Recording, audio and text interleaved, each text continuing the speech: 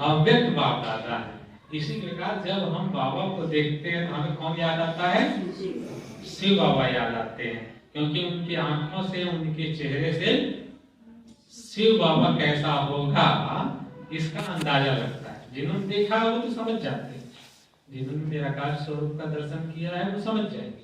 लेकिन अगर सबको तो ये अनुभव नहीं होता है तो आप शिव बाबा को समझेंगे कैसे कि चेहरा बदलता है तो किस रंग का बदलता है, ठीक है ना।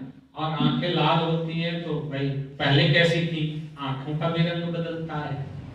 आप खुद भी देखिए कि अगर आप बहुत खुश रहते हैं तो आपके चेहरे का रंग बदल जाता है।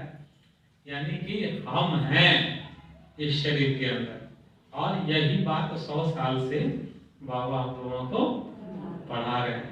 तो दादी ने कहा, अरे पगली कौन आया है?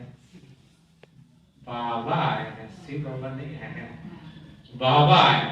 आपका बाबा ही है, चाहे निराकार में देखो चाहे साकार में देखो, आपका बाबा ही है।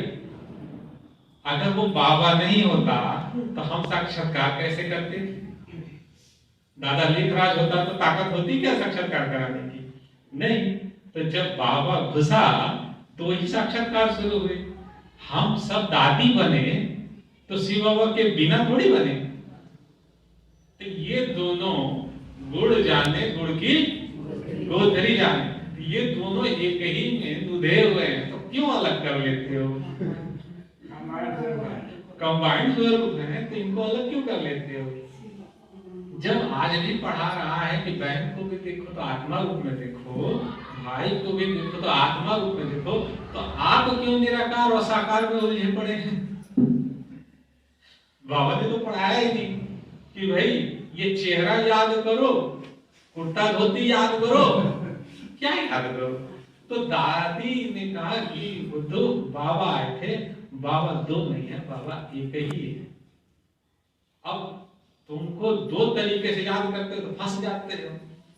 अब जितनी पावर चाहिए, जितनी सिद्धि चाहिए, उतना आपको मिलती नहीं है। स्मृति क्या है? स्मृति ये है कि लास्ट समय में बाबा ने अपने आप को कितना अलग कर लिया। उनके द्वारा सब कुछ हुआ, लेकिन वो भी हमारे साथ ही पढ़ रहे थे। और किसको पढ़ रहे थे? अपने आप को पढ़ रहे थे, स्वदर्शन चक्रधारी बन गए थे और बाबा के ऊपर न्यौछावर हो रहे थे धीरे धीरे।